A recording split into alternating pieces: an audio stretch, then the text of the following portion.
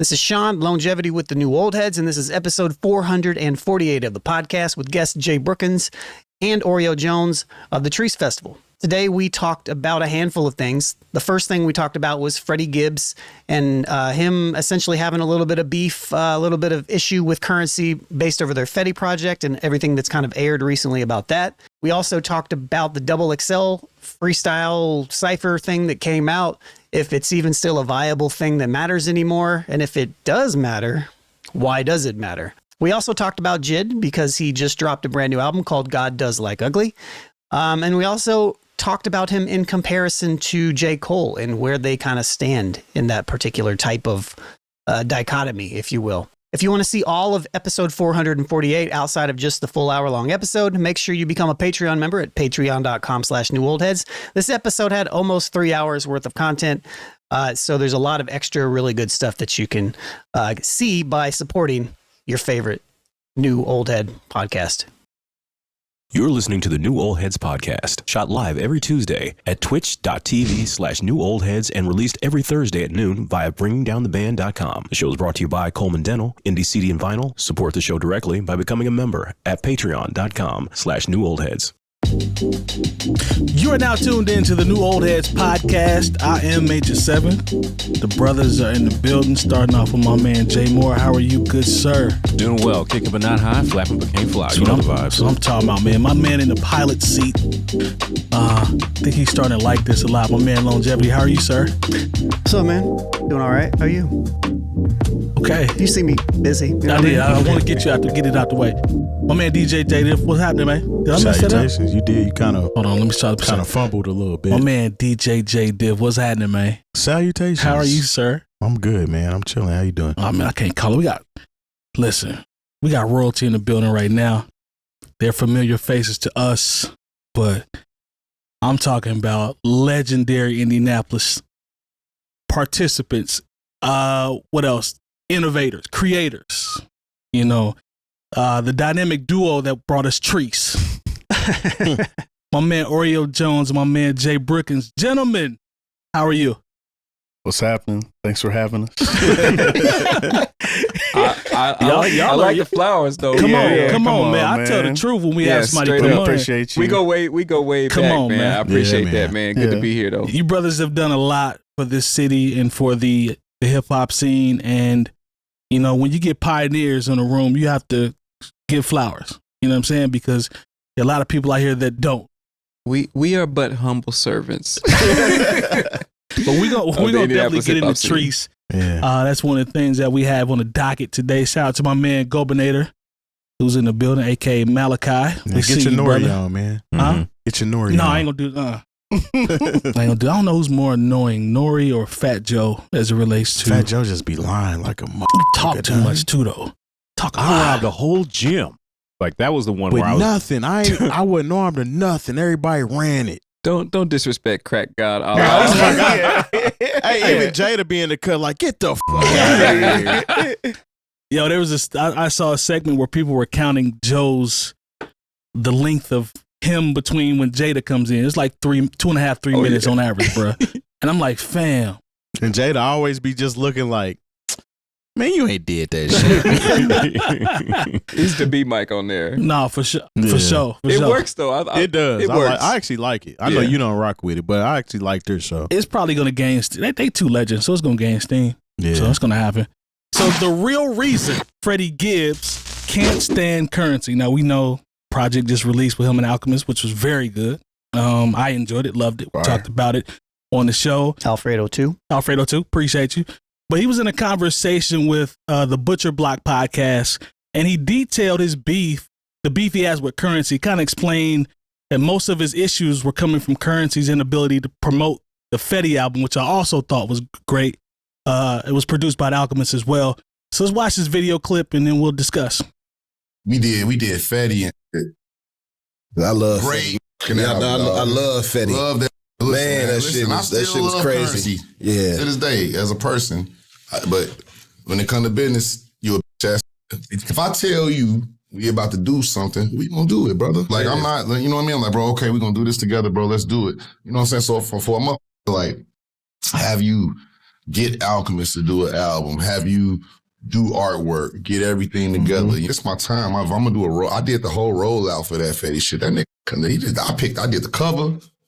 The whole idea was mine. It was like, yo, let's just rap on these Alchemist beats and get out. So I was like, all right, the whole bit is lackadaisical. And So, after watching that video, the question I pose is Freddie justified for holding Currency responsible for his perceived for the perceived underperformance of the Fetty record? I'm coming to you first, Oreo. What do you think? Yeah, I mean, I feel like I've been in situations just as an artist, like especially collaborating with someone and having different, the mindset to approach it. It's frustrating, when you have someone that is not pulling their weight. You're doing it. You seem like you're just doing everything, just trying to keep the ship going. So I totally understand where Gibbs is coming from. I think it's, navigating, doing this thing, they've been doing it for forever. And I think it's important, when you're collaborating with someone that, come on, let's do it together. This is important, I've been there though, where you're like, come on, what the like, Like, come on, I'm doing everything. I'm doing all the admin shit. I'm doing the artwork. I'm doing a whole bunch of stuff. So I totally get it. Yeah, frustrating. Say their names. Say their names. Oh, no. I'm just saying. I feel like we've all been there. Collaborating with different people and making sure everyone's on the same page. It can be frustrating when it seems like you're just doing everything yourself. I mean, he alluded to he was the one that did the artwork, the concepts. They even had a remote. To be fair. Oh, go ahead. I'm sorry. When he talked about the artwork, I kind of chuckled a little bit because the artwork is basically just there's a yellow cover with the Fetty in like Times New Roman on it. Like, you did the artwork, my brother. Okay, that's cool. We can tell. No, but that album is amazing. Yeah. And it sucks that they didn't, get on the same page with, promoting and whatnot, man. But you got to manage your expectations. We've all been there, bro. I've been Currency in that situation, and I've been Freddie in that situation. So you know what I'm saying? You got to give I say you would give your homie grace, and you wouldn't use it as an album rollout. That's just me though. But he's got a genuine gripe, I think. You know what I mean? If you expected your man to come through and do some things, like he didn't come through, then, it's going to make you feel a certain type of way. Yeah. What you think, Jay? The thing is, when you think you're doing a collaboration a lot of times and you think, okay, we're in this together, you're not expecting to play the role of, like the manager, and you're the person's you don't feel like saying, come on, man, do this. Or like you see that sitting over there, like, pick it up, like, I don't know if anybody's ever been in a position where they managed any type of staff, whether, in their professional life, or I know you guys know about that as far as like, getting this CHREECE festival underway. And, sometimes you're like thinking, why do I have to tell you to do this? But then you're just in a mindset to where like, I have to tell people to do things, and if you think this is 50-50 us coming together as far as the lyricists on this album, of course you can't say, because Alchemist is going to do what he does. You're the faces of it as the MCs. It's like, come on, man. Like, could you at least do this thing for me without me having to ask you more than twice? I think that's the frustrating thing that comes into play with a lot of people who are in groups. Like that's part of why you don't see rap groups anymore, because there's always going to be somebody who feels like is always like, let's go. And there's going to be somebody like, oh man, we'll get to it. And that's not. If you put any group, rap group, R&B group, rock group, you put them in a room, there's going to be somebody who they say, if you interview them separately, who's going to be like, oh man, that dude is not, he just shows up and is getting the money. Like I saw something that was crazy where like, because as performers, Boyz II Men is 3 people right now. Yeah. To take it to the R&B world. But there's a 4th dude who had like a medical issue, but he one time wanted to show up because there was a big bag happening in Japan. And he was like, yeah, he didn't come to any of the rehearsals. He didn't do this. He didn't do any of the prep work, but he wants to show up to go perform in front of, 20,000 people in Japan because there's money involved, And so like, that's where sort of the resentment comes in, even from people who call themselves brothers and who have a genuine love for each other. This is almost why sometimes it's hard to work with people that you care about, whether it be family or close friends, is because anything involving business will tear you apart, which is why I'm glad that you guys are still cool. Yeah, no, it's all. Yeah. Well, Freddie's also from the crib, so Yeah. we riding with Freddie. 100%. Yeah, We we really can. just said this last week. I Straight have up. a Midwest, Indianapolis, Indiana period as a whole Mm-hmm. bias, and For I'm not sure. afraid to admit it. So Yeah. when it comes to anything, I'm riding with Freddie. But we're talking about Currency here. Currency drops what 4 to 6 projects a year. So when Freddie was talking about, when we were having conversations, he's like, hey, let's just do the music and put it out. I can see Currency doing that because he's constantly just, I'm going to put something else new out. He don't promote nothing. I just look up and it's a new Currency album. You know what I'm saying? So, but I understand where Freddie is coming from because I feel like Freddie is the type of person that holds grudges. You know what I'm saying? Mhm. And it shows in his music with anybody he's ever beefed with.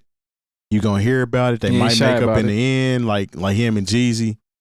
He was like going at Jeezy. Jeezy really didn't say much to him, but Freddie was letting it be known like, hey, I don't rock with you because of the business end of it. Mhm. And it didn't work out how it was supposed to work out. So I understand where he's coming from. And I mean, it's sometimes it's kind of about reading the room and knowing who you're working with and knowing what you're going to get from them. And Currency is, to me, more of a relaxed, cool, even play. All right, we just going to do it. And Organic. Yeah, Yeah, let the organic. music speak for itself. Let the I feel like on the other side of that too. Yeah, you're just like I'm wanting to create, yeah. make music, and let the public decide whatever. Mhm. You know what I mean? See how it goes. Or let it free. Yeah. On to the next. Yeah. Yeah, I've been in that way as an artist as well. Yeah, and I don't see Freddie. I think Freddie sees every release as a moment, Mm-hmm.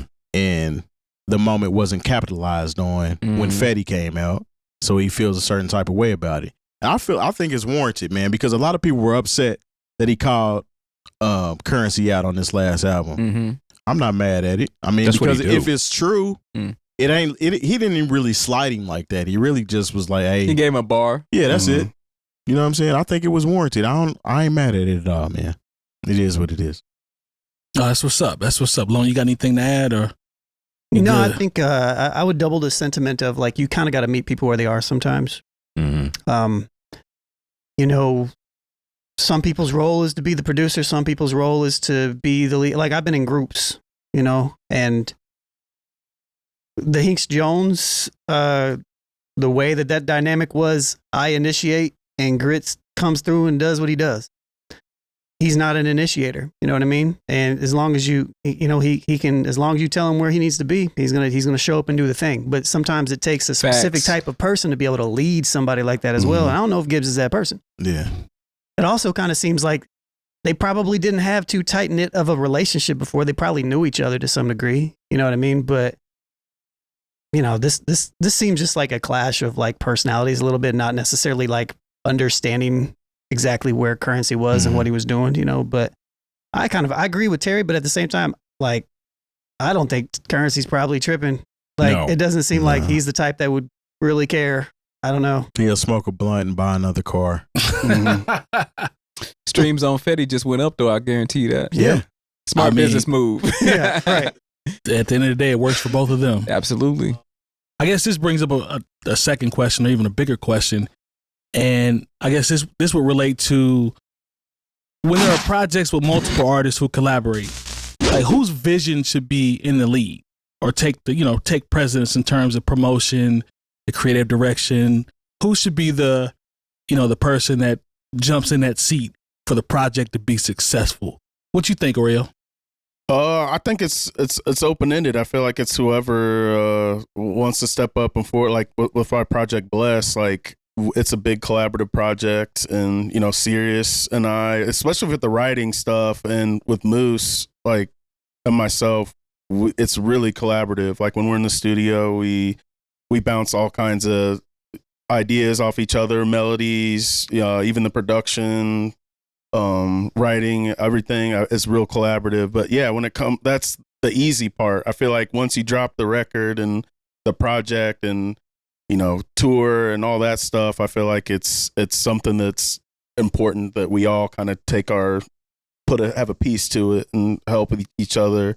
that's when like the important stuff is, you know, the videos and all that, and the campaign and all, and doing that. But I don't think it's a question for just like one sole person. Yeah. Because then, yeah, you kind of get, I see kind of like what Freddie kind of resent, you know, because you're like, damn, I'm doing all this work, and you never want to be in that position, because at the end of the day, it's all about the music. And that's how we just like approach things, where it's like, you know, organically, it has to flow with everything. The art, the live show, the visuals, you know, the whole campaign. I think it's important for everyone to contribute, because why? You might as well just be doing it yourself. You might as well just focus on your solo stuff, you know? So. Let me ask you this, as it relates to the process, because you spoke about the collaborative part. Yeah. Is there a preference from a we're in the room together standpoint versus emailing, here's some stems, and then I'll bring it here when we all get back together again? Do you have a preference, or as long as it works, it doesn't matter? I prefer being in the room. Like when we worked on the Bad Dogs project, like we would literally that was when the whole band was on the record too. So all of us would get in the van. I mean, Dimitri, Charlene, Austri, Moose, Nick, and I, and we'd go to the studio. We recorded up in northern Indiana, so we would all hop in the van and go for a whole weekend. And we did that for like a year. Like Nice. we'd hop in the van, go record. And I think that was like really important, you know, that we were all together. We all had different ideas. But I've also been on the other side of it when, you know, doing my solo shit, my nephew shit. It would be just sending stems back to out to the engineer in California. So yeah, I've been on both sides, but there's nothing like just getting in, collabing in real time with your confidants. Yeah, I would 100% agree. Yeah. Jay Brookinz, what do you think, man, in terms of who should take the lead, or is there a person? Man, you know what, man? I just wanted to kind of hear his opinion on that, bro. Because he's like really like, I don't know if people know, like he's literally doing collaborative projects all the time. I haven't made a collaborative project with rappers or music in like a very, very long time. So it's a little bit different for me. But, you know, I see him kind of go through it and you know, I feel like he's got a better better grasp on that type of stuff. Now, when we were doing it, bro, I was, you know, literally, it was organic. We did it because we loved doing the music. It wasn't, we didn't have shoot no music videos, or people shot footage of us and like didn't put it out. Like it was literally, it was just literally us smoking a whole bunch of weed and like making music and like putting it on SoundCloud. Hey, that you know footage would have been golden though. It would have been for great. sure. I don't know who's got that, but I sure wish you'd give me that old footage, man, so I can make up this 15-year anniversary. But no, man. I back in the day, I was more like on the currency tip with doing stuff, and you know that's just how I roll. I'm a little different now, though. What you think, Jay? I don't know. Speaking specifically to this situation with Currency and Freddie, whoever's the bigger star, that's who takes it. You know, and you know that doesn't always work. But you know, when you think about collaborative projects, it sounds like whoever has, you know, who is more dominant in the room as far as an artistic vision is concerned. You know, when I think about the what was the one with Bruno Mars and Silk Sonic. Silk Sonic. Like that was to me a Bruno Mars album with featuring my man Anderson .Paak. You know, and I love Anderson .Paak, but it didn't have that Anderson .Paak kind of swing to it. You know, I didn't hate that project. It was short and it had some things on it I liked, some things I didn't, but I felt like it was a Bruno Mars record. Yeah. With, you know, because Bruno Mars has that kind of that fly silliness to his record, and that's not a diss, you know what I'm saying? But that's what I hear when I hear some of his music, and I don't hear that same thing in Anderson .Paak's music. So I always thought that was more of one person being a lot more dominant as far as the direction of the project, you know? So I'm not sure if, you know, I don't really hear that with Freddie so much. I just think that Freddie Gibbs is just much, as far as what I like in hip hop, is a much better rapper and writer than Currency, you know. But, you know, a lot of times it just comes down to whose artistic vision, with the artist who has the more dominant personality in the room and then what their artistic vision is. I think it comes down to the artist and where they're at that moment. Like Currency has a following. he has the jet life following. So whatever he drops, he doesn't have to promote it like at all. They're going to buy into whatever he's dropping. Whereas Freddie doesn't have a cult following like that. He has like, I mean, I guess you can kind of say he does now. I do really think he does now. For sure. I think after the project with him and Madlib, but I don't think it's as niche as what Currency does. And it's because Currency also is so prolific as far as the amount of, he puts out so much more music. Yeah. He's been doing it long, and for a lot of people consider he's been doing it a longer amount of time. He absolutely has. I mean, he was part of Lil Wayne's crew. What was they, the something 7 or whatever, I don't know. Back when Lil Wayne was dropping mixtapes all the time. Currency was part of that collective. So he's been doing it for a long time. So it's kind of like knowing your situation. And then they're not the same type of artists. I know you brought up Bruno Mars, Silk Sonic, and Anderson .Paak. I think theirs kind of lives on its own and can promote itself because of the type of artist that Bruno Mars is. Bruno Mars is a superstar at the end of the day, and he kind of brought Anderson .Paak along for the ride, and that ain't nothing to take. They ain't taking nothing away from him. But when we're talking about Freddie Gibbs and Currency at that point in time, is very niche. So it's not. Freddie Gibbs might want to do something else. He's trying to get to another plane in his rap career. I kind of feel like Currency is pretty cool where he's at. He's eating well. He's able to move how he wants to move, and he's cool right where he's at. Whereas Freddie's trying to advance, and he wants to be the rapper you look at when you talk about MCs. He wants to be that. Whereas I don't see Currency does. So when it comes to actually promoting and Freddie's the bigger artist, right? Now, right now. He's been for a while, though, I think. When Freddie came out, I want to say they probably were neck and neck. I think they were about the same then. I think Freddie, since then, I think he's far surpassed Currency because Currency is so niche. Yes. Like Freddie's getting nominated for Grammys at this point. I don't think this is a goal for Currency. No. I don't think it is either. To pretty much feed the culture and the people that rock with him and keep moving. And be able to buy these vehicles and smoke good. Yeah. He ain't really tripping on all that shit. I think that makes sense why he feels so bad about like the he said like the business. He said, you did me wrong on the business because he's trying to make a run. Yeah. You know what I mean? He wants to be in that top 3 conversation. He wants to be regarded. And he moves like that. You know what I'm saying? So I guess when you bring that type of energy with, like a Currency, comfortable, organic type of energy, it probably just doesn't work well when it comes to business. You know what I'm saying? So yeah, he definitely got a gripe, man, because I just feel like they're just on 2 different wavelengths. Yeah, and he even said, I still rock with Currency, but as far as business, him. That's pretty much what he said. No, he did. Yeah. And Freddie Gibbs, you're from the crib. We rock with you. Yeah. Come to CHREECE. Straight up. What do you think, Mike? What do you think about that? Well, I don't know. I like what everyone has said in terms of, somebody has to be the person to spark it.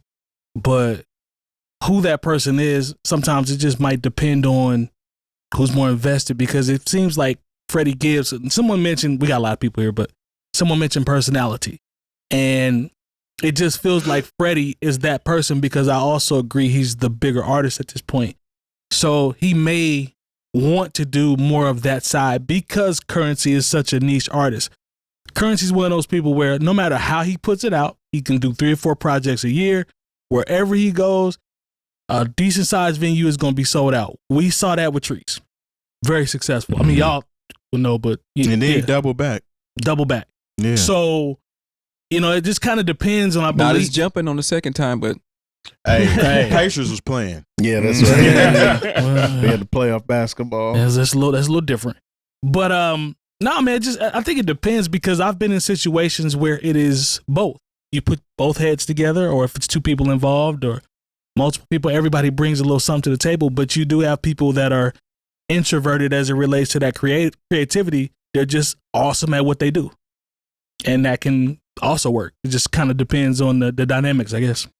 Which we've all pretty much alluded to. I also think it just and this is bigger than just music. Like this is just any type of situation where you're working with other people. It's like the relationship aspect, when me, Mike, Maja, and Clarence work together on section leader stuff, there's a specific role in that. When we do new old head stuff, there's a specific role we all take that we fall into. When you guys do tree stuff, I'm sure it's the same thing with you guys and Jane and everybody that's a part of everything, right? For sure.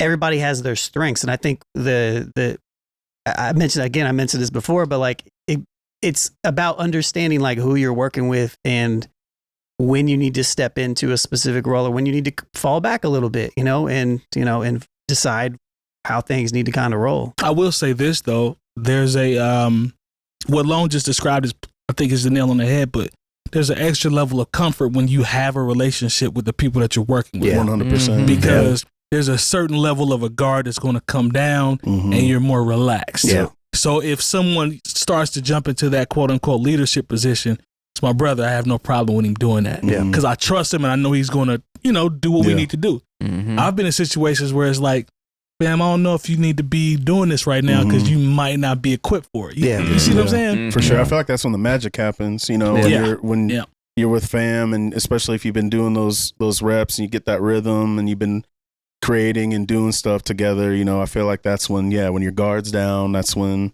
you're comfortable, and that's when, I feel like that's when the real good shit happens. Yeah. Shout out to the creative process, man. Absolutely. I do think too, though, you have to know what type of artist you're working with. For sure. Currency situation, he might use somebody else.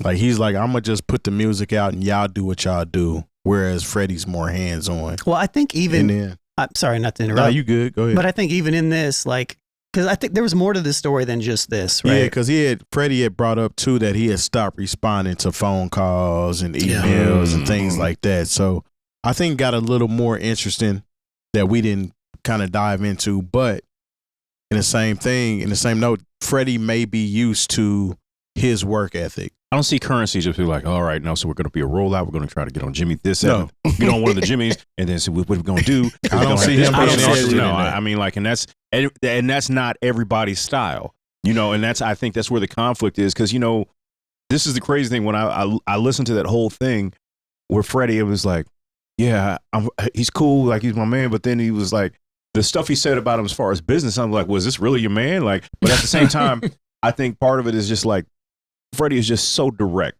and he has a different level of. He has no filter. Too. No, he has a different level of intensity, and like a lot of times, it's Currency's intensity is completely different, and those oil and water don't mix like that. I think they can though, as long as They people make know good their roles. music. If you know your roles, I feel like it can. Yeah, because that can turn into yin and yang at any point. You know what I'm saying? That's So true. it was a solid marriage, but. Artistically, If Freddie feels like he deserves more, wants more from promotion part of things, I understand that. But I feel like he's getting to that level in his career now to where it doesn't matter if that happens. Like, what's his name? Tyler, the Creator, just dropped a project with no promotion at all. Yeah, Don't Tap the Glass. Yeah, he dropped that, and of course, it's doing well. Would you say no promotion? He had like the first 3 as soon as it came out. Oh, but before that, like, leading up to the release, promotion. he didn't promote that at all. But to Tyler's strong point, whenever he drops something, he makes sure he drives it into your head. Oh yeah. That's all he's going to promote for that. Anytime he's talking about something, he's talking new about video that. today. Yeah, I feel like I like his mentality when he approaches projects where he's like, it's just starting when you drop it. All the fuck all the dropping singles before, the old garb mentality, or dropping videos leading up to a thing. I feel like when you drop the project, it starts now. That's when the hard part comes. I've been preaching this for like 4 years. Yeah. Seriously, he has. Yeah, because I feel like there's nothing more frustrating. It's like you put in so much work on a project, and then you drop it, and it's like, okay, I guess we just go on to the next. Yeah. Where I feel like the life of it, is just starting. It's just being born. So I think you can learn from Tyler 2 things. It's like he's in that area. He's in a stratosphere where he can drop and things are going to stop for a little bit. For sure. The flip side to that is that doesn't matter from a standpoint of your work ethic, because he always preaches I'm gonna work this project. I'm still touring Chromacopia. Mhm. Yeah, I might sneak a couple of these records in, but it's still Chromacopia. No, he's going to sneak a couple of them. But it's still Chromacopia until that tour is over with. Yeah. So he's always talked about how he works the album all the way through for the cycle, and then he'll go back to whatever. So there's something to be said there. Like, just work your project. Talk about creative director. Like, that dude is a renaissance man when it comes to it. I mean, he's doing everything from the wardrobe to the art direction. He's in character. Yeah, you know what I'm saying? He has so many hands on every factor of that project. So you talk about like one man show or like the creative process of that, like he has his hands all over it. That kind of leads to another discussion that I might want to bring up, but I want to check with my producer to make sure that it's okay. It just depends on where we want to take it, right? Okay, so it has nothing to do with Freddie Gibbs or Currency. Okay. But it has a lot to do with Tyler, the Creator. So Tyler, the Creator had a conversation about artists need to release their music and not hold on to them. He talked about the creative process of how he came up with the last album, and he was like, I just went there and recorded it, and I actually didn't want to say anything about it. I just wanted to put it out, and my people made me pretty much say that this album is coming out rather than surprising it. How do y'all feel about an artist that holds tight to what they've created versus just giving it to the people and living in the moment and moving on?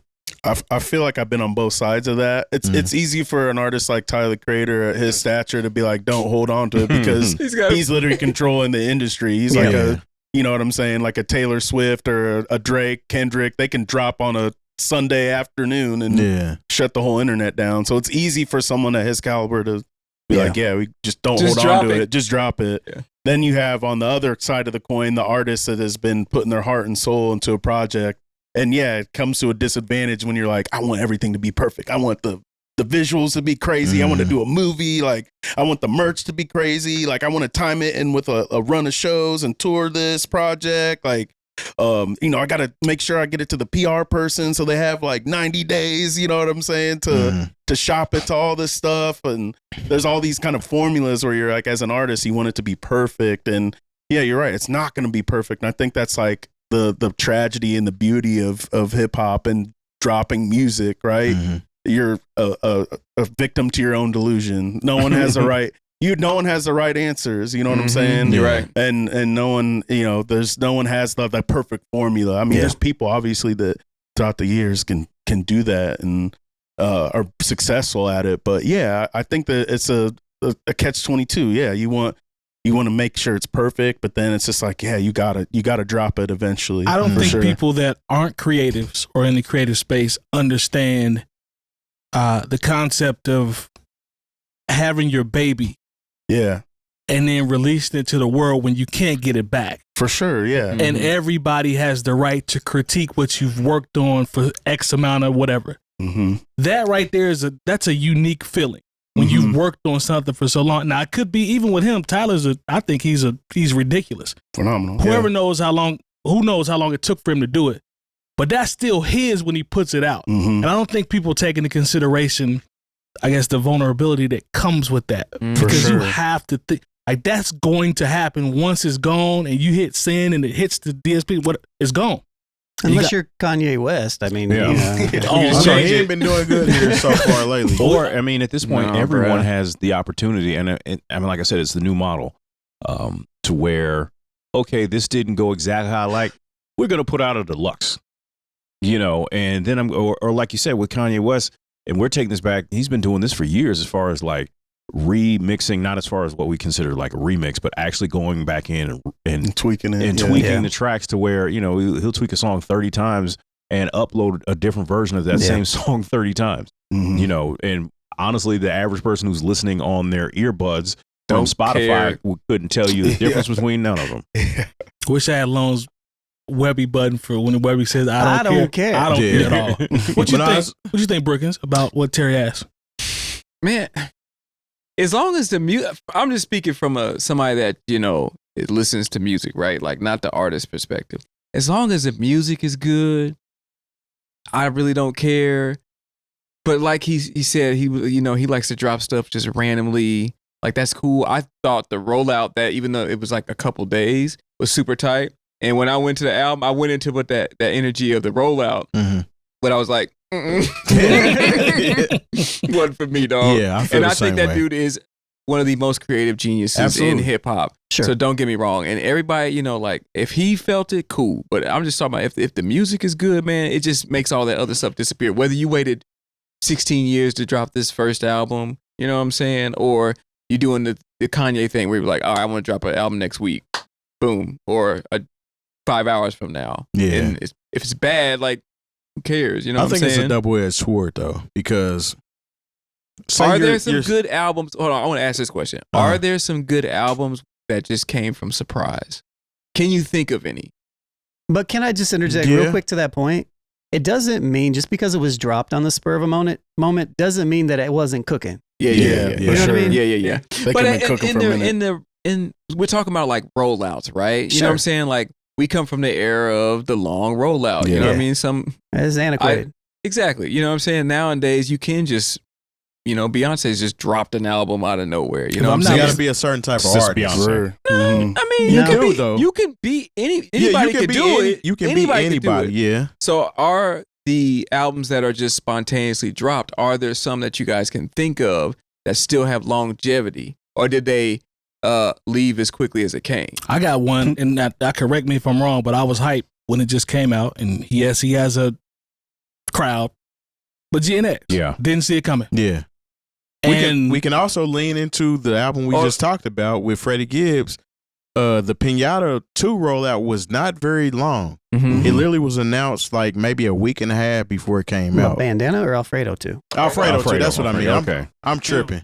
He's got a movie with that bug though, right? Yeah, so but been planning it, but he's been planning it, but he didn't let us know. Mm-hmm. You know what I'm saying? But so what I was going to touch on is I feel like sometimes artists sit on things and it misses the time that it was supposed to be released.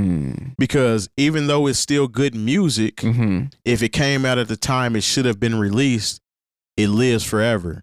Versus if I'm sitting on this, I know it's good, and eventually I'll let it go. The moment lives forever, or the music lives forever? Because if it's good, because I want to go back to Mike, but go ahead. Come on, okay, I want to hear what you got. The GNX thing, right? Okay, so I think he dropped that at the perfect time, right? He literally ruled hip hop for like an entire year and a half, right?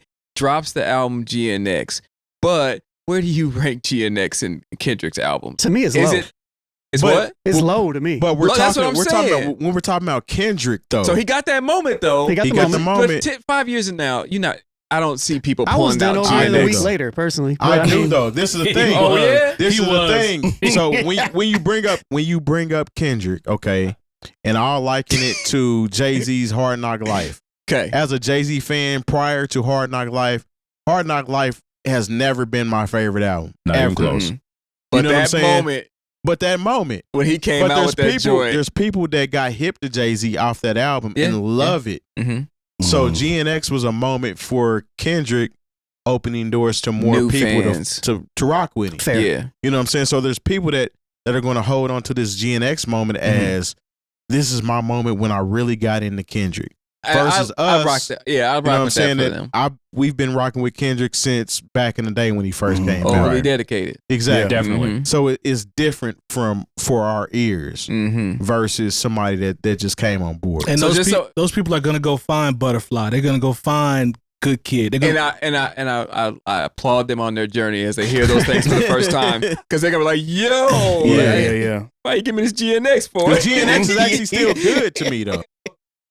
Thanks to our partners. Dr. Coleman of Coleman Dental is our go-to dentist. He's a longtime Indianapolis arts and music supporter located right in Broad Ripple. Our good friends at Indie CD and Vinyl operate one of the best record stores in North America. Shop new and used in their site or visit them in person. And the best way to support the New Old Heads is to visit our Patreon and become a member. All details on newoldheads.com. The XXL Freshman list, is it washed? Is my question. Now, in June, His face. Is I it know, right? washed? Hey, yo, in June, XXL released this list of the top 12 freshmen who they deem are the top 12 freshmen in hip hop. I like that they deem. They deem that's their list. They deem the top 12, right? So recently, a freestyle Cypher hit the net. It has mixed reviews. This list has been around for 18 years, which I didn't even realize because I remember the Nipsey cover with Gibbs, and even I think that was old. It was before that's that. neither here nor there, but they've been around for a long time. They've had some great ones and some other ones. Shout out to Donis. But it also shows no signs of slowing down because this thing is still here. I think, Lone, do you have a visual for this? So, oh, yes. I wasn't going to, but I ended up splicing about a very short segment of every single rapper that's on here together. And then we can discuss? Yep. All right. So glad we got visitors. I think I even put the names on there. I can't see them. 1900 Rugrat.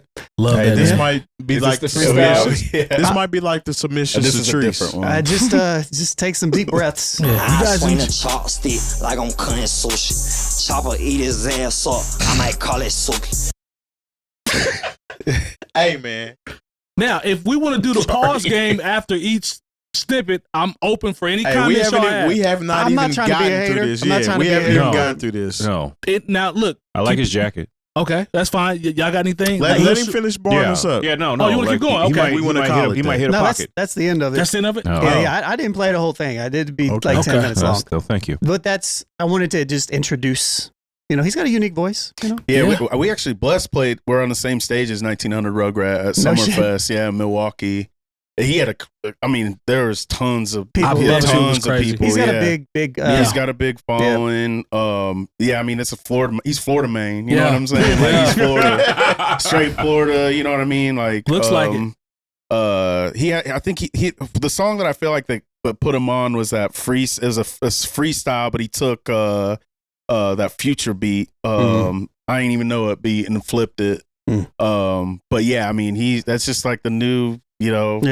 It is what it is. The one thing I'll give him credit for is that like his voice is unique. Yeah. And like his energy, Mhm. but he is also rapping on beat, which a lot of younger rappers don't know how to do. Mhm. So there's that. Or just refuse to do.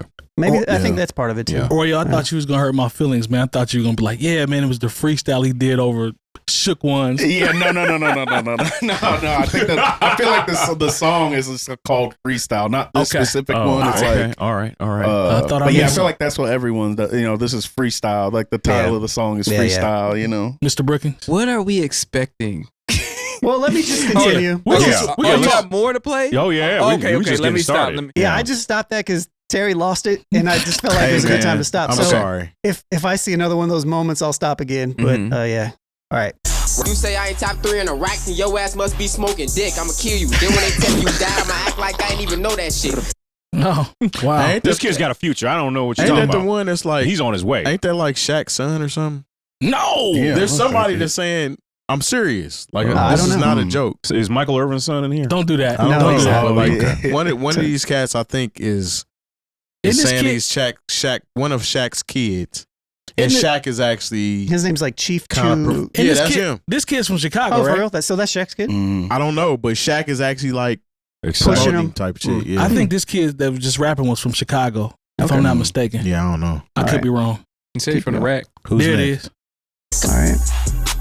Fuck nigga bite my jerk, they biting. Backyard swinging, dice we swiping. Everybody having blick, we piped up. Nigga run my way, go the other way. Supreme dripping, my jerk is trailing. Hey man, I don't know what he said, so I'm gonna leave that to y'all. I hate to be that dude, Playboy man. Cardi like 2.0 type I hate flow. to be that 3.0. Yeah, exactly. 3.5.0. Yeah. dude. All That right, ain't even a number. I ain't Go gonna say ahead. nothing else. But I don't give a damn. I walk in There you go. Hey, man. He told you straight out. Hey, man, I don't give a damn. I mess around and go back and watch all this shit I and love enjoy the, it. hey, I love it's out of context, I feel like. I love the confidence, It's though. all He out of said he don't context. give a It is. damn. I like that. The way you splice this is comical. yeah, for sure. Yeah, he confident. I don't give a damn. I tried to give him 2 bar or like You two. doing these boys Shit, dirty. I Give felt them that. Hey. I felt that though in my soul. I felt Bruh, that. he don't give a damn. I took the beginning of every single one of their raps. You gave him a fair I've shot. I actually did. seen I this like- whole video, but it's Yeah. cool. I like the confidence. Yeah, let him go. Let him Yeah. rip. We're digging deep for the Go ahead, compliments. young fella. Damn, I spent just 10 on these bitches and 10 just on these pants. I got like 10 inside my jacket, I'm high demand. For I remember them days you had hoes on the wall. Free little bubble, you rolling up ropes and talking about how we gonna get out the hood. I miss Pops, I wish I could call, but long as he look down on when you're good. We used to steal our stores, cause I ain't even had nothing really to eat. Like you grab cheese and I grab bread and one of y'all niggas try to steal the meat. I feel this guy's going places. Who is that? Yeah, that shit hard. Hey, that's real though. Who is that? What he's Nino saying is Payne. real. He said some real Nino shit. Payne. Yeah. Somebody still I rock with hey, Nino Hey, Payne. man, temporary laid off. Good time. Okay, man. Come on, man. All right. Go ask about me, I'm not that guy. Most these grown ass men act cool online, but they actually act like dots. Bitch, you know you wrong, so don't just sit there and act like something's not. You don't need knee rick-ons or jewelry or cars, just go and get right with God. Bitch, I'm saying God gave me this rap. Came in a freshman, but bitch, I'm a Mac.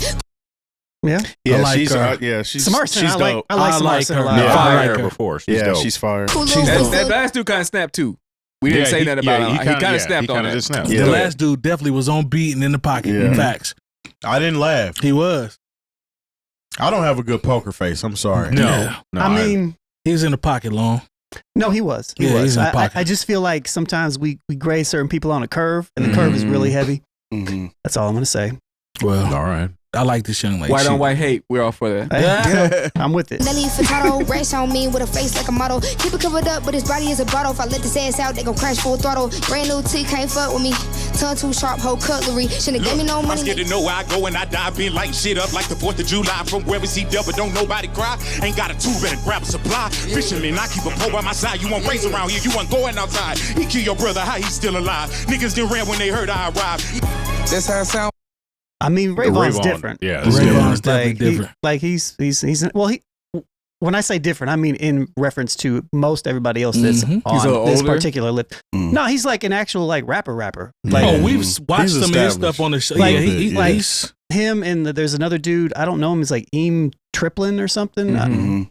He's rapping. Like, Yeah, I kind of feel like the female MCs or women MCs are more hungry nowadays. Oh though. hell yeah, they're Yeah. eating. Yeah, Her name Samarson's fire. Samara Sin is Yeah. smart. Yeah, she dope. killing the Shorty's game. dope. Yeah. On the Falcon, West on my upper income. Double A said with a big gun. I remember see with a bed bug. This life I can't handle it. I'm on the screen, I bro do it. Money saying how they photo do it. Bitches saying how they photo do it. Temp check on me, I ain't like these niggas. Hot head, I get a right with a nigga. I get in your mind like a psychic. Separate in from the rest with a hyphen, nigga. I was down bad in the projects, but I made it out being broke. Ain't like me, nigga. I give a damn what he said. It's off with his head. I don't take shit lightly, my nigga. Move, bitch. Oh, Get out the man. way. Okay. He is who we thought he is. Okay, man. Okay. Let's continue. Yeah. I feel like I'm ludicrous when I'm speeding on that E-way. You bitches so new to this, been the realest way before my B-Day. Hit my bitch from the back, had to run it back, put my bitch in replay. Come on, my shit. So that, Look at the face. Just beating everybody else. Like, That's smooth right there. Shorty, like he's trash. she's like, Like, I don't He's know trash. where am I at right now. Why Where's am my I check? here? Where's Yeah. my check? Yeah. and it was interesting. They separated the two to like the first group of the rappers were kind of like maybe like less lyrical, and the second ones were typically. Maybe. The second ones were more like lyrical rappers that you would expect But from like a second. maybe, But maybe what? maybe.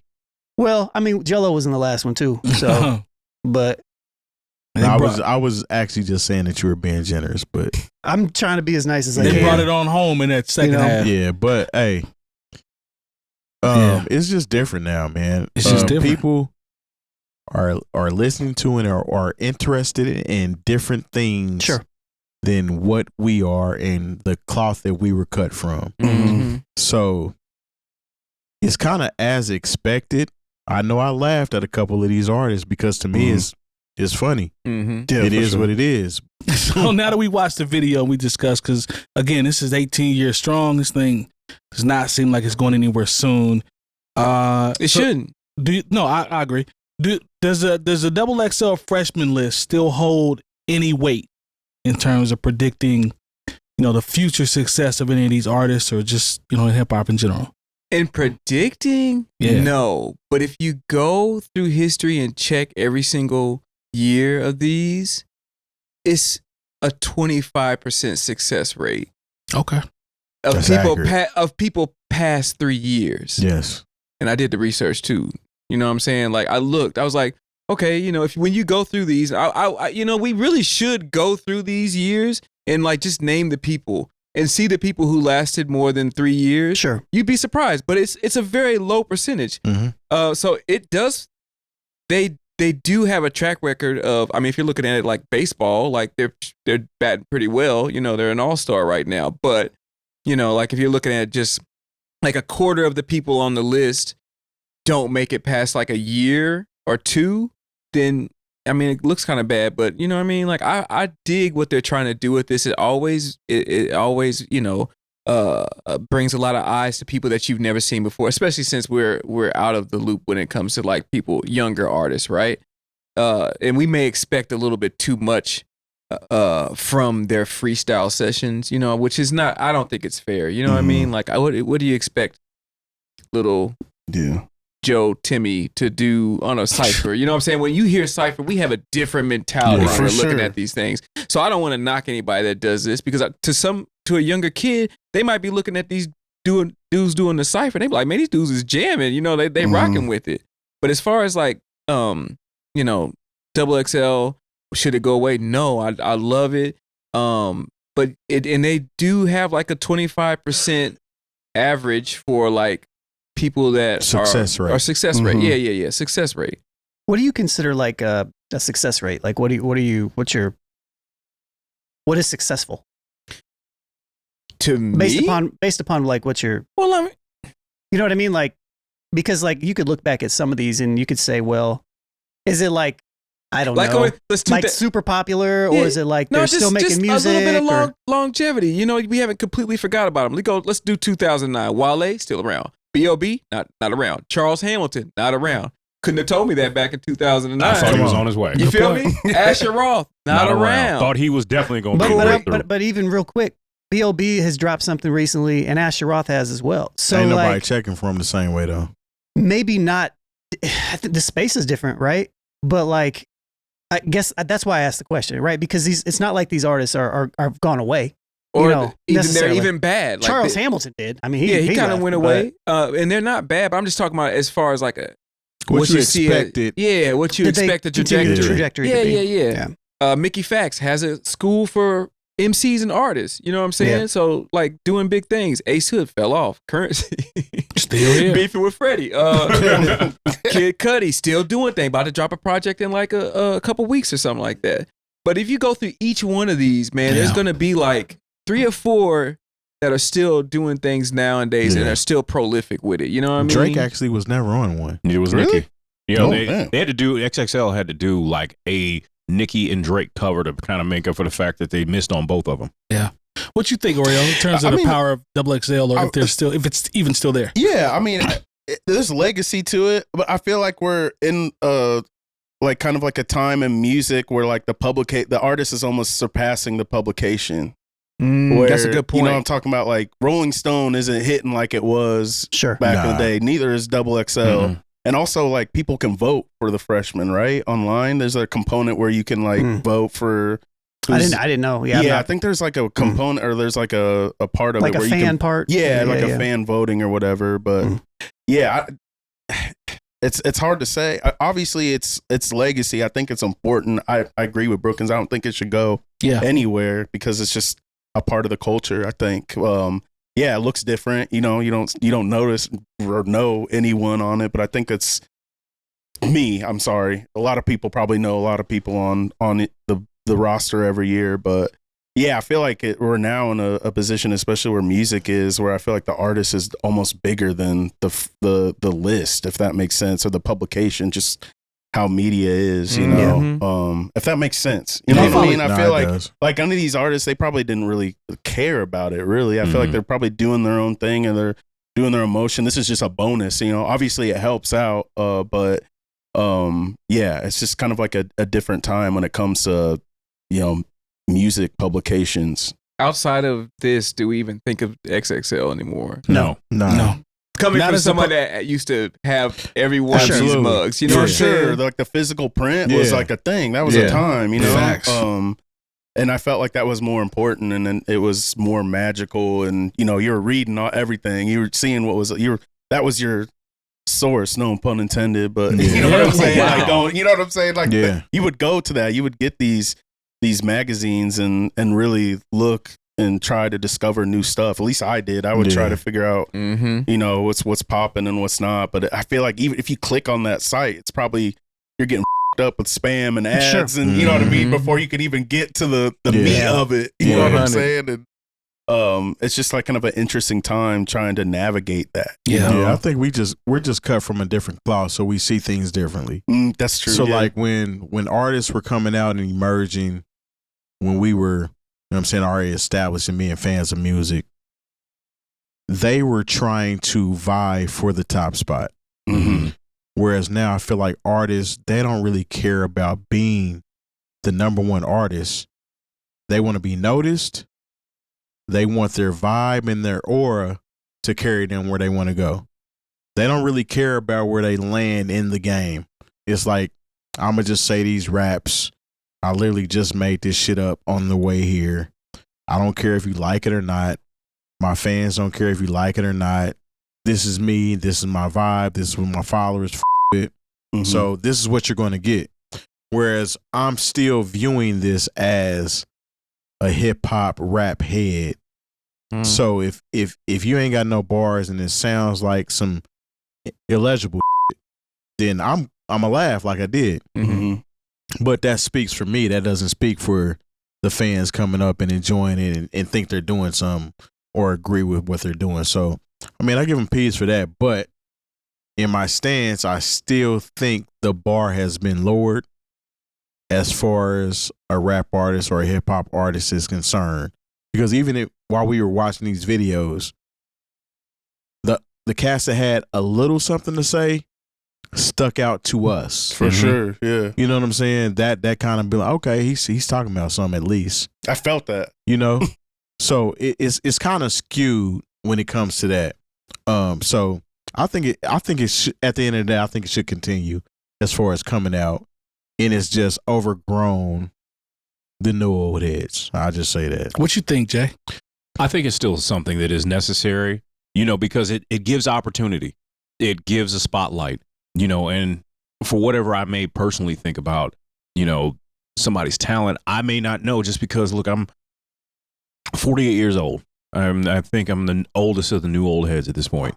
And I tell people, like, when I was heavy into the club, like it's been 6-7 months since I got out of the game. As far as that was concerned, I had to do the research to be cool.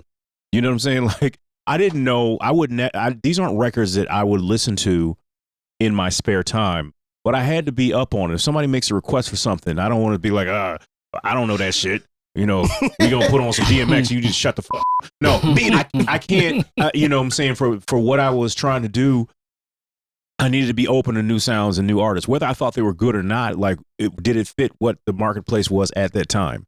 You know, and I think sometimes we get so stuck into what it is that we think is good or we think is, you know, because honestly, if I just remember when Wu-Tang came out, there were some older people who were like, man, how you gonna have 9 people in a rap group? And you know, and then when you hear a few years later it's DMX, you know, I remember Ed Lover was like, man, I don't know about all this barking on the record.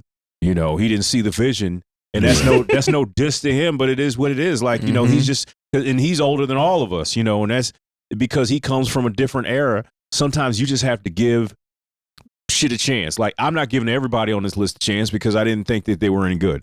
Now, there were some people I'm like, even the dude who said, you know, if you got the cheese and the bread and I got the meat, I'll check out some more. He got just a story. Based on that. You know, there are a couple people, like I said, what was the young lady's name? Sin. Samara Sin. Yeah. She is clearly talented. She can sing too. Yeah. So, you know, when I heard her go, I was like, okay, I can see what it is and where people pick up on her vibe.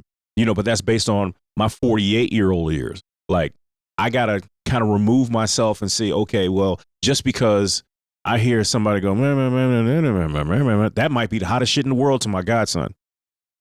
You know, so somebody understood Charlie Brown and them teacher. So you know what I'm saying? I think it's necessary not only to give opportunity, but to give a light and a platform to these young artists who are doing something that I may not understand, and maybe I can't rock with it, but it doesn't mean that it doesn't have an audience and it doesn't have a value to that audience. That's real. That's real. Anybody else got anything else to add? Yeah. Go ahead, brother. Floor is yours. This is a cipher. Yeah. That wasn't a cipher. Nah.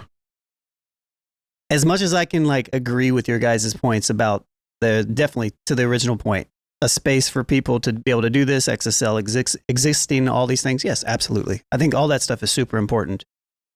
Here's what kind of bothers me a little bit. There are historically, again, this is a double XL cipher, right? Where people that can rap pretty well are rapping. There are still rappers that rap really well that are young. Not all of them sound like this. And we are not highlighting that. We are highlighting kind of the low end of the common denominator here in general. Now, I'm just saying from a cipher lyricist standpoint, that right there. I'm not saying from an artist standpoint. Now, granted, XXL is not just about ciphers, right? Obviously, right? But I do feel like if we look at the timeline, to your point, Jay, when you're mentioning about how 25%, but if we go all the way back and then it's the drop off. It digresses. Is pretty massive. Well, who name one year that they had like over 50%? Maybe the first year. What are we talking about? No, not as far as artists, but as far as the actual quality of the talent that they are presenting in the thing. And I know that might be an old head statement. I don't think that it is because I don't think that it is because I know young cats that exist that could be on these lists every single year. A lot of them were on the CHREECE festival. Yeah. Well, but I'm saying in general, like every year that this comes out, it's like this guy's buzzing, so we're going to put him on there regardless, right? Is that what should be happening with the double XL lifts? Because right, that brings up that conversation, right? Okay, so if we go back in time and when they started doing this, right? You think they were going for more of an angle of talent than they were from popularity? I think from the time that I started paying attention up through the blog era, I think there was much more of a barometer of being able to be like, this person's buzzing over here and they got the work that, and I think that's how they were grabbing it. I think now, because of how media is kind of all over the place, I would probably guess that most of the people, I mean, who knows? But like, I would wager that the people that are selecting the people are not selecting on the same type of parameters as they were previously. Because honestly, again, and this ain't to take away nothing from anybody that's been on this cipher, but as far as an overall MC, the bar has been lowered. People don't care about MCing as much as they do rapping. And then it's a little different. And to that, what do we, let's just say as media, right? Or in general, what are we supposed to cater to? Do we cater to clicks? The clicks or the integrity or the perceived integrity maybe, right? What's the balance there of being able to showcase, the things in a different, and I know that you guys go through this every year when you're selecting artists for CHREECE and the same thing, right? It's like, all right, you want to be able to big up people. We've been in space blogging for a long time too, putting out, like it's not about like, it's trying to find that balance. It's almost like one of these type of things. It's like wanting to give people space, but I feel like a lot of times this is a hard conversation to have when you generally just want people to win. But sometimes I also, and maybe I know I'm not alone, but I always lean towards the side of being a little bit more honest with people in general, as opposed to, and I'm not even saying that's the better way to go, because I believe that the personality, the thing is, that's just my role. That's my role, right? Yeah. So that's the question that I would pose. I think it's also just like a mirror of where society is. You know what I mean? I feel like you could take that example and you show what people are messing with. People like the clicks. They love the drama. They love to you know, the atrocity of things. It's like a car wreck that they can't keep their eyes off, you know? Sure. I think that's just like kind of a testament to what people really enjoy, the just absurdity of everything right now. And I feel like not right now, but it's always been like that throughout history. But yeah, keeping things honest, keeping things real. Of course, you want to be on the right side of history with it. We all love and appreciate real lyricism and real musicianship. I think that's always important. It's always good to keep that close to the chest. And you know that's where I feel like we were all kind of raised with that. Yeah, you know sure. what I'm saying? Like, it's just a testament to how we were brought up, even as an artist, and how I've digested music and everything. But yeah, I don't know. It's kind of just like I think that's the beauty of it. It's the beauty and the tragedy of hip hop. You know what I'm saying? Like, knowing everyone's perception is different, and no one has the right answer, and people like what they like, and yeah, it's crazy. But I think that's just like what it is. That's why it's the strongest thing in the world right now, and it always will be. I feel like, yeah, with the you know machine, what I mean? the machine doesn't depend on the machine now. Yeah, like the artists have to pretty much create the moment, and then the machine goes and picks them up. Yeah, the algorithm. Yeah. So I think the AR role has came to a fall, and it's a past thing now, and people aren't necessarily searching for artists the same way they were then. The artists are finding them, or they're finding the artists that have already created their own wave. I think that's the difference. Mm-hmm. If you think about, if you look at, I pulled up some of the covers. We were talking about the covers, right? Oreo made a good point. I believe it was you that talked about, you know, reflecting the times, if you will, right? You talk about that. But the evolution or de-evolution, look at the, I'm going to read the names for the first one. Now think about what we just heard, and think about the first one in 2007. Saigon, Plies, Rich Boy, Lupe Fiasco, Lil Boosie, Gorilla Zoe, Joel Ortiz, Crooked Eye, Papoose, and Young Dro. And the number one artist on that cover, nobody would have guessed it would have been Boosie.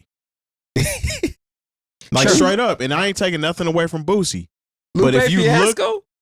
look, Boosie is bigger than Lupe. Oh, for sure. No. He absolutely Yes, he is bigger than Think Lupe. he is? Yes. In the South, Yeah, for I know, sure. period. Hey, wait a second. Period. As In the a South. as a Naptown native, Niche.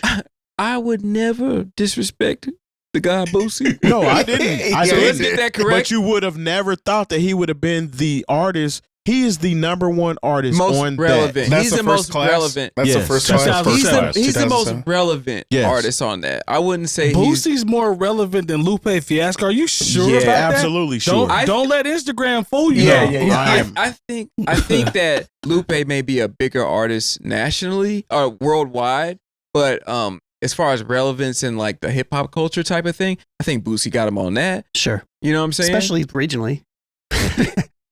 I don't Even know, though man. Lupe's from Chicago, I feel like Boosie's huge here.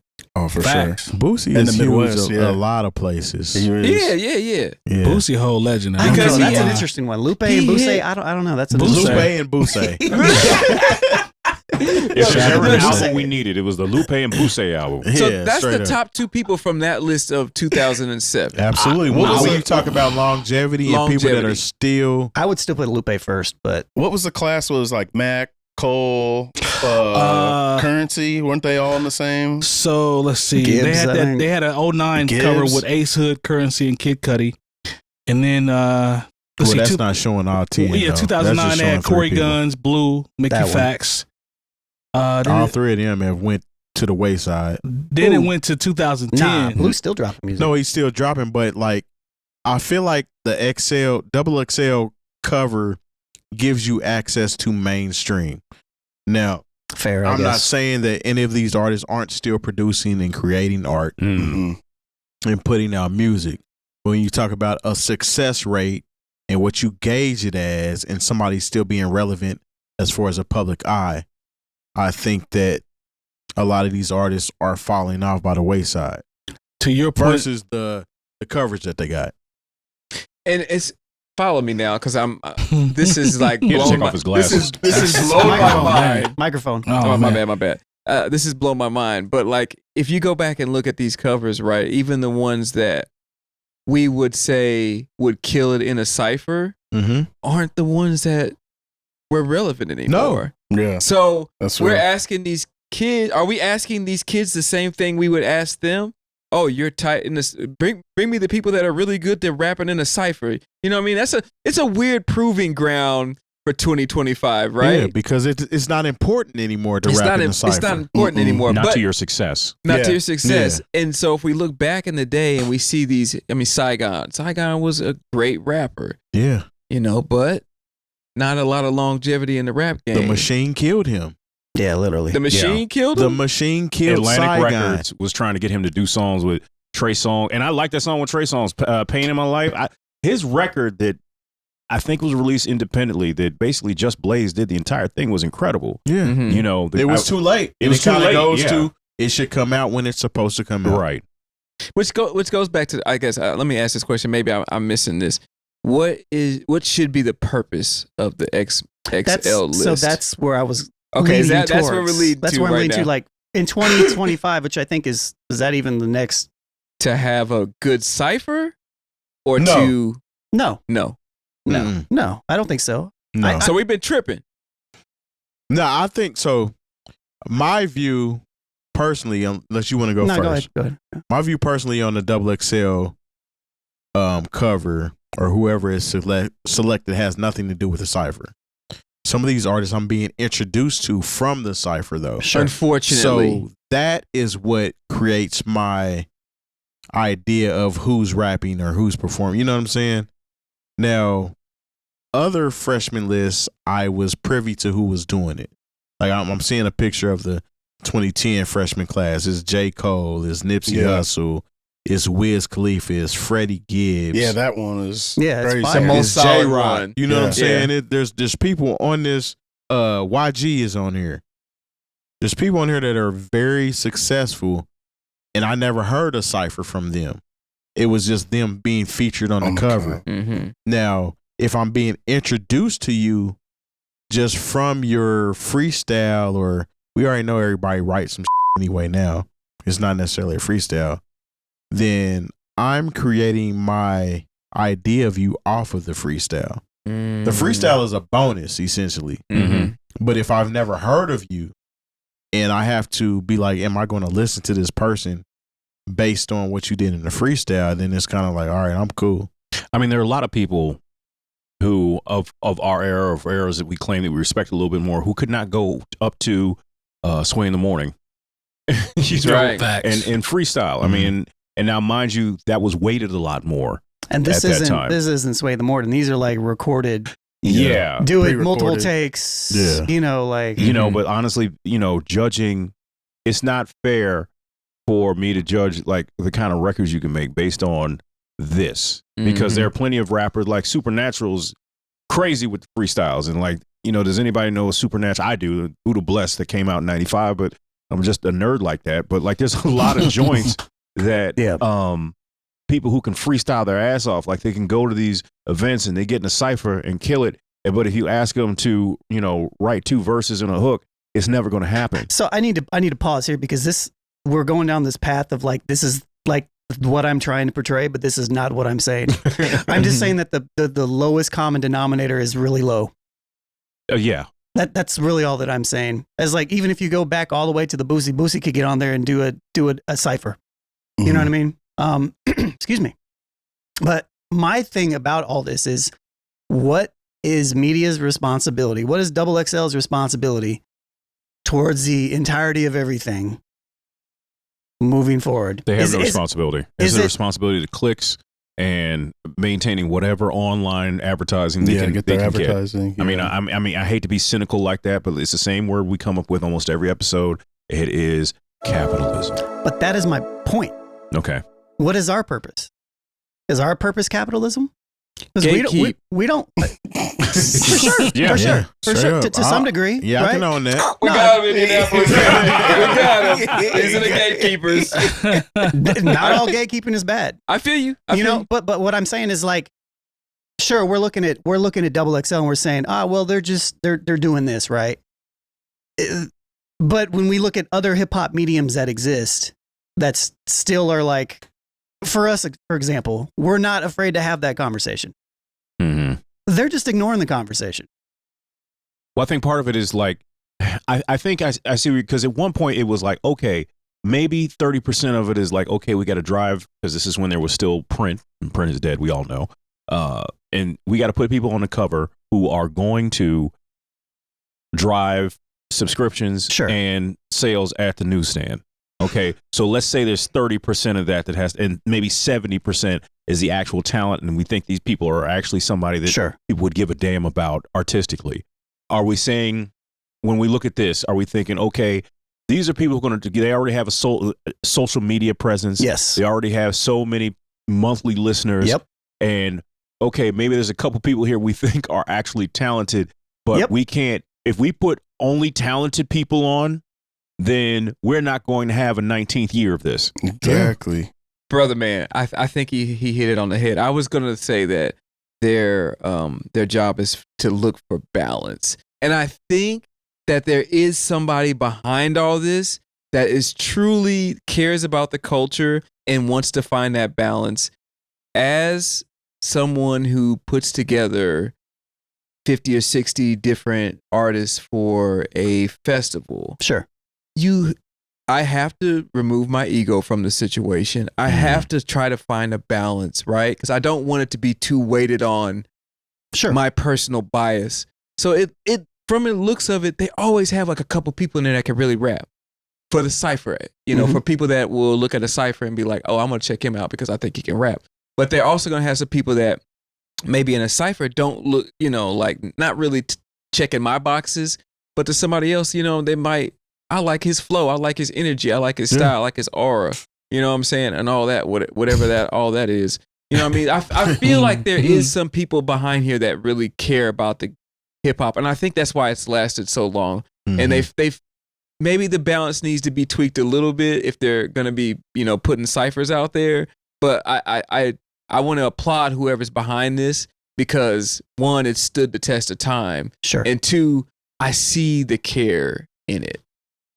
From what perspective? You mean like the presentation, or just like how they're approaching selecting people for this thing, right? Like, I feel like there's a couple people that they get a couple people that can spit. They get a couple people that are, you know, popular on certain circuits, like the Rolling Loud type of artists. Sure. They get a couple people that are super regional that maybe got lucky and got in the right doors. You know what I mean? Like, they might try to give a push to, right? Like, or some people that got money, because money still talks. It does, man. You know, it is what it is. Yeah. You know what I mean? But still, like, there's a piece of a lot of different avenues and styles and, you know, just hip hop. I think it represents hip hop pretty well. For where we are right now. Out there. Yeah. For a snapshot in time.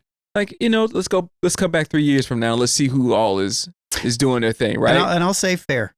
That's fair. Yeah. You know, because even when you think of other genres in the 70s, there were a whole lot of groups that we don't talk about that rode a 70s wave of being free and, you know what I'm saying, doing their thing. Obviously, things are different now because of the internet, but there's a lot of artists we don't talk about. I think, and I'll make one more point, then I'll just shut the up. But like, I think one thing that is very important that we do need to talk about is the fact that we're in an artist space now where there are people that exist in the artist space that are not artist centric. They are money, popularity centric.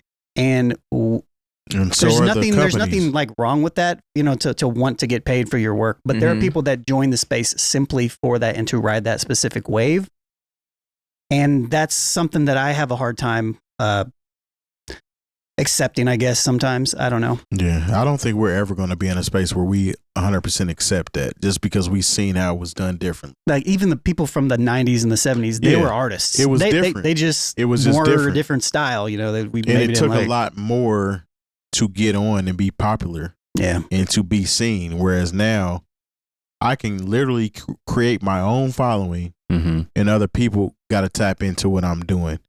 And they're just pretty much vibing off of me as a whole. Yeah. My music is just the byproduct of my vibe, essentially. And that's what a lot of this is turning into musically. Well, you know, the money-centric thing is not going to go anywhere. And honestly, it's just going to get worse, because everything is not I always use the example of Tracy Chapman being discovered in a coffee shop by somebody she went to college with. I might have that story wrong, but it is what it is. Like, there's no way in 2025 Tracy Chapman would get a chance at even having a record deal, because it'd be like, I think she actually would have a better chance now. No, because she has the wrong look. If she's not willing to get on and shake ass a little bit for the gram. I don't think it matters as much. I think it matters more than ever. Like, you, I have, think her. Really? No, I feel like we've had this conversation before. You have to really, like, honestly, now everything is so attention It's algorithm based. It's all attention and algorithm based. We talked about how it's not talent based anymore.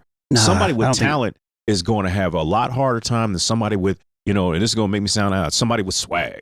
That's somebody that can easily make, like I said, even if they don't. Her uniqueness is swag, though. Yeah, but we say I think that, that's more intriguing. I'm and maybe I'm just being cynical about it, because I know how many talented friends I have who don't get that look. They still got to get up and work a real job despite the level of talent they have. That is very true. But they're not willing to get out, because they're not, a lot of them that have more dignity than to get out here and shake ass like a lot of these other people. They're not. They don't care about embarrassing their families. If you don't care about embarrassing your family, you have a lot better chance of being successful in the music game than somebody who actually has a certain level of dignity. I don't know. I think Tracy Chapman it's could be like that. Yeah, I think it's kind of linear when it comes to that. I think it's linear, because there's always people that you might deem don't belong in the game that are in the game, and somebody that has a unique talent that is an artist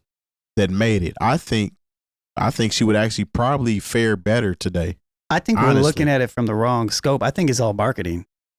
Everything's a for you algorithm now. Yeah, because you're marketing yourself. Everybody that's on the XXL list that's hot right now is most likely people that have built their own following for the most part. And that's what it is. They've reached out to them. Mm-hmm. Tracy Chapman can do the same thing. Like, if she's trying to be Meg Thee Stallion or something like that, I would agree with you. But like, bust it wide open. In my Tracy Chapman voice. But I'm signing off. No, that's funny. But at the same, especially because it's the Tracy Chapman voice. Acoustic guitar sound. Talking about busting it wide open. But I feel like it's everything. I'd buy that. For better or worse. And I would say, like, it's one of the, it goes into a whole nother conversation, and I don't want to jump into it because we have other things to do. But like, we're like this weird gift and a curse type area for artists right now, because we do have a little bit of power of how we put our stuff out. There's no big, like, top down record label that we have to go through, like in the early 2000s when we were probably all starting making music and stuff. But now our masters are like algorithms and catering to like these big corporate tech companies. But at least we have the access to try to do that to some degree, right? Mm-hmm. And so I feel like Tracy Chapman can get on there and play her guitar and pop off. I feel like for that, sure, man. 100%. She would stand out more now than she did then. Maybe that would be her is that she stands out so much more. Can somebody tweet her? Else. Can somebody tweet her and ask her this Tracy question? Chapman ain't got no Twitter. See, here we go with the disrespect. Look, let's stop. I really want. I want to know what she thinks, because she's the one that actually made it in the 90s. You know what I'm saying? And that was the 80s. Think about. Well, she just got a hit record because a country star did a remake of one of her songs. Yeah. So she has a recent hit record. Tracy Chapman need to come out here and pop. Pop I that think boss talk off. No, we're gonna stop it right there, because this could go another 25 minutes. Shout out to Tracy Chapman. Shout out to Tracy Chapman. We love you, Tracy Chapman. So JID just dropped God Does Like Ugly, and he's not talking just God, he's actually calling out J. Cole. So on this album, I actually got a chance to run it. We had talked about this in our meeting that we had, and it's cool. Got some stuff on there. A little hit and miss for me. But this is his fourth studio album. Good features, good producers that are on there as well. But I want to pose a different question, because he actually alluded to the back and forth, Ghost and Ray type style, AZ, Nas, the back and forth joint, which I would be personally, I would be excited for. But I want to throw a question out here and see what you gentlemen think. So honestly, let's just be real. Does JID have the lyrical prowess, songwriting ability, and longevity to actually eclipse J. Cole's legacy? Does he have does he have a start? Has he started off in the right direction? Now, listen. Now we know what Cole has done. We know what Cole Yeah, Cole has done what he's supposed to have done. He came from the blogger. Hindsight and is 2020. We know what 100%. Cole has done. He capitalized on that. But JID is a different type of rapper. And I'm not just talking about J. Cole. JID is probably, when it comes to rapping, the best rapper out right now. That's bold. That's an interesting statement. Back it up, brother. I mean, straight up. Like, compared to, in give me some comparison to comparison. what? Okay, Yeah, in comparison to Best rapper? What are our metrics here? I need a little more. I need a little more on this. The best technical rapper, like Eminem type rapper? Because I can maybe see that. Okay. No, I wouldn't even say an Eminem type rapper. The way, all right, so Lyrical Miracle, sorry. I wouldn't even say that. But he kind of is. He kind of is. I mean, because he can rap with Eminem, I would say that. But I wouldn't say my favorite. But as far as somebody that can put together a project that I don't have to skip and I can listen to every single song and it's lyrical and it moves and it's structured correctly, is very fucking good. From that angle. Now, I'm not saying he's the best rapper, but he's, hey, this is how I feel. I'm sorry. No, there's nothing wrong with your opinion. Yeah, this is tight. Like JID is fire, and his discography, when we talk about put the records on the table. Put the records on the table. When we talk about what he's done on these records, you can feel how you feel. Who did that noise? You know who did the noise. Yeah. You can feel how you feel, but JID is very good when he does what he does. Sure. Now, J. Cole has a certain type of aesthetic that kind of loses people. Yeah. And people can say the same thing about JID as far as getting boring. They're I like making- both. I like both. But I like how JID is able to structure projects that gives you a feeling, gives you story, and is still cohesive and musical. I agree with you, bro. But I think that what I see from comparing Cole to JID, right? Cole, I feel like, has more layers and can go to many different places. I feel like JID maybe has a little bit of an issue with that part, right? Like, because his flow is pretty similar on every song. Maybe not the way he's delivering. I mean, on delivery. The subject matter. Maybe different on subject matter. But like, he doesn't really go into different pockets. Like his flow is always that JID flow. Yeah. And I think that is what's going to keep him. I mean, I'm not going to say, because the dude's super talented. Don't get me wrong. I love his music. But I'm just saying, I think Cole has got him on just relatability because he can hit different pockets. I mean, I don't think we give Cole the respect that he deserves in the first place. I don't think anyone really does. This man's gone through different eras. You know what I'm saying? Changed up his style, changed up his matured as a rapper, like really showed kind of how a hip hop artist can mature and people can follow that maturity, which a lot of people have not done. You know what I'm saying? We still got, Jim Jones out here being the youngest oldest YN. Yeah. You get what I'm saying? Yeah, and it is what it is. But I'm just saying, like, I think Cole doesn't get the respect that he deserves. And I mean, only time will tell if JID will be able to eclipse Cole. He's got a good chance. He's super talented. But I think Cole, we kind of, if he's not like in our face, I feel like we get amnesia. Can I on put what Cole's been done. put what I said in perspective though? Yes, sir. So the Thunder won the championship. Yes. Yeah. Unfortunately. The Pacers were the better team.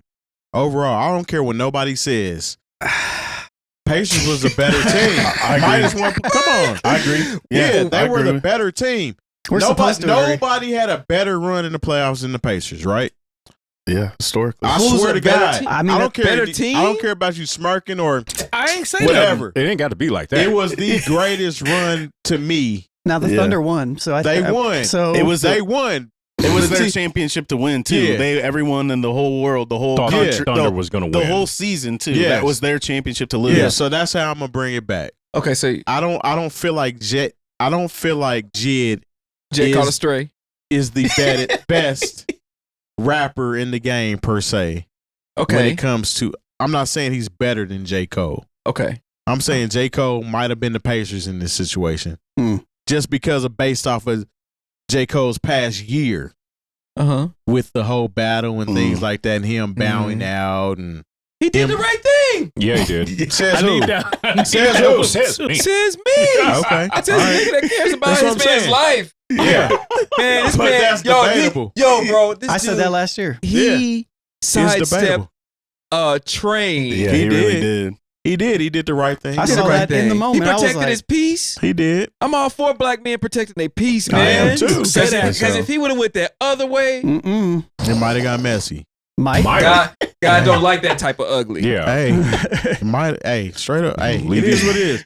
But that's just the analogy I use. I don't think JID is the best rapper, but as far as He's he a has great rapper. he has a technically, lot bro. of check marks that put him in a pinnacle that he's probably never going to get the credentials or the P's for. Whereas J. Cole is already there. You think J. he needs Cole to don't get? gotta- You think he got to get out from underneath Cole's shadow? I don't bloom? think it's J. Cole's shadow. I think it's just the type When of you signed artist to he a is. rapper, bro. Yeah. Yeah, we had this conversation too, but it kind of goes back to the people we just watched in the Cypher. JID is a different type of MC. Certain people's attention span when it comes to music is not on a JID level. And I can even talk about what's the other cat that likes to collab with Eminem a lot? Joyner Lucas. Joyner Lucas. Joyner Lucas can rap his ass off. He can. He will never be in my CD player. Right. Listen. It doesn't. It's not I'll about. rock with you, Terry. It's not Yeah, about how good you rap. We just I talking agree. about Boosie and Lupe Fiasco. When we talk about who raps better, that's not the gauge here.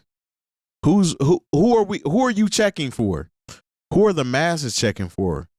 Is what it comes down to. I don't think it comes down to who's the best rapper or who's more talented. I don't think JID's ever going to be bigger than he is right now, and from that scale. I don't know, bro. I don't think he's kind of. He's climbing. They're having conversations about this dude like eclipsing Cole now, like, and I think he mentioned something in this new CD where he's like, it took, and I'm butchering this, but you might know what I'm talking about. He's like, it took the ceiling challenge for some people to realize I was better than my peers.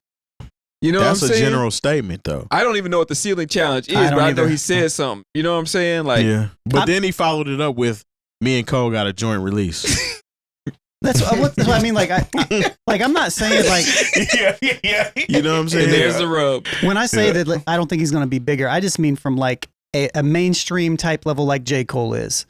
I don't think JID can reach that. I don't think it matters. No. I'm gonna do But, something. but I don't think he can. But, I don't I think mean, he can reach that. Some artists are just that's not their trajectory, and I No. just don't think it's sure. his. And it shouldn't have to be. No, you know what I'm saying? for sure. Yeah. We put a lot of Pressure on him. A lot of pressure on him. Yeah. Hey, That's unfair. He'll kill festivals. Yeah, Yep, I'll for tell sure. you that. For sure. Oreo, Yeah. jump in. What you think, man? I feel like I digest it differently. I don't look.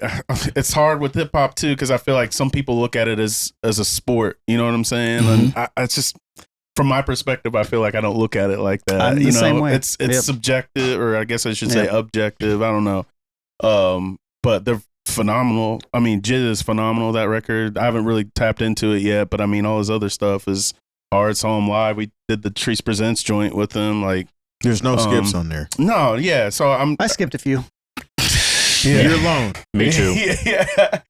But yeah, it's hard from. I feel like I'm the last person you ask because I look at it differently. Like, some folks just like it's a competition. You know what I mean? That's the beauty of it. I feel like of the genre of hip hop. Like, you can look at it as a finals game 7. Mm-hmm. You know what I'm saying? Or you can just like kicking it on a boat. And this is Sure. how I feel. Yeah. Mm-hmm.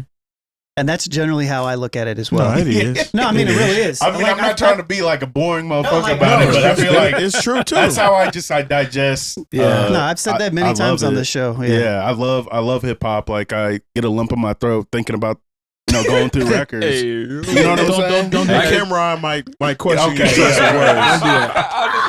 Come on, man. I mean, Jesus, man. Bro, hey, look, we've been hard in the trenches, bro. Yeah, Like, yeah. I ain't got a chance to Cameron joke got about something for that too. Hey, Hey, yo. Crazy. Hey, we've been hard in the trenches. It's crazy work. You actually made it worse, my brother. That's what I'm saying. I'm gonna leave it alone. Yeah, that actually made it worse, my brother. Crazy. You should have stopped while you were ahead. I should have stopped while I was ahead, man. Don't clip that. Yeah, come on. Yeah, we've been hard in the trenches. But hey, crazy. I just want to say hip hop is great right now. It is. I think it's awesome. I think it always will be. It's just something that I'm gonna build on that. Yeah. Jay. Yes.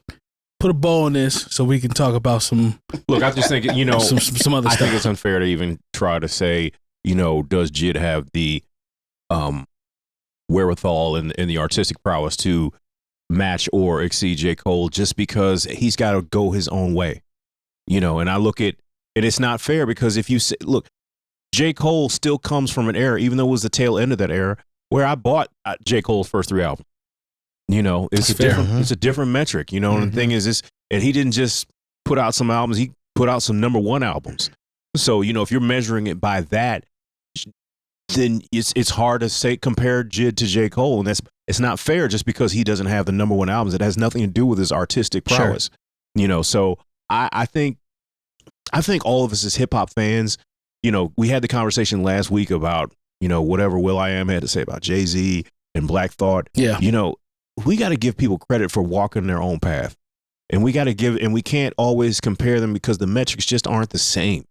If someone could say, well, he could, the most of the time that somebody like Black Thought, or even when we talk about Andre 3000, it's been in a group most of the time he's put out whatever he's put out. I was like, but why do we discount that? What I'm saying? That was his path to be in a group. So I just think that you have to give JID credit for his own art and stop trying to compare him to anybody else. I think that's where, it makes for great fodder.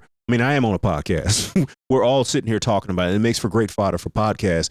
But, quite honestly, we just have to appreciate the art that we get from people and enjoy it based on its own merits. Sure. Yeah. That's a good point. That's a word I like that. I like that. Yeah. And it kind of goes to the conversation we had last week. We're going to wrap it up. But wrap shit up, Terry. I am. But Black Thought is a better artist and rapper than Jay-Z. But I can say that I appreciate Jay-Z a whole lot more than I appreciate Black Thought. And I'll just leave it at that. We're not going down. We're not doing this. We're not doing this. Should have been on last week. No. Set me up, dog. Set me up with that one. Y'all welcome to come back, though. These things still come up. We got a Patreon conversation about that. Go ahead. A lot of cursing involved. You want to have overtime is what you're saying. No, 100%. That's just a wild way to end a segment. No, it's because he wasn't supposed to talk. No. NewOldHeads.com for all the education you need this year. If you see it, like it, subscribe, hit any bell you see for notifications. Don't forget to give us a 5-star rating. And don't forget to check out our Patreon page where you can get all of the exclusive, unedited episodes. We appreciate the support, and we'll see y'all next week. Peace. Bye. In a minute.